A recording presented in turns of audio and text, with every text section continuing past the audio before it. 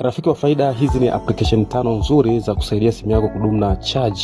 Ndio, kudumu na charge.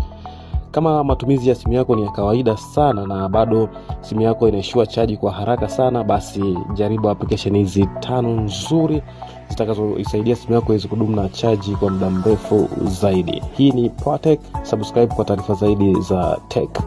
Namba 5, GSAM. GSAM ni application nzuri sana ambayo inapatikana kwenye simu za Android kupitia soko la Play Store. Ni application nzuri sana hii. Namba 4, Battery Life. Hii ni moja kati ya application ambayo inapatikana kwa watumiaji wa simu za iPhone pekee. Ni application ambayo ina uwezo wa kuonyesha kiasi cha chaji kinachotumiwa na application mbalimbali kwenye simu yako. Namba 3, Battery Guru. Hii ni moja kati ya application ambayo inatumiwa na watumiaji wa simu za Android na pia inapatikana kwenye soko la Play Store.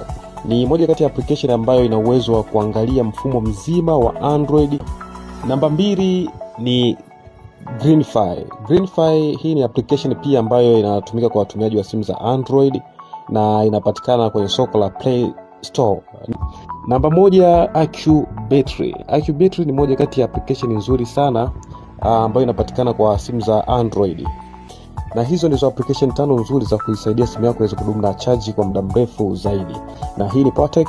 Unaweza kutoa comment yako hapo chini na usisahau kusubscribe pamoja na kushare. Rafiki wa faida, hizi ni application 5 nzuri za kusaidia simu yako kudumu na charge. Ndio, kudumu na charge.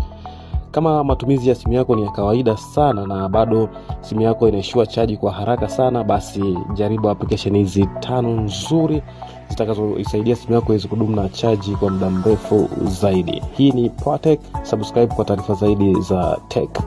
Namba 5, GSAM.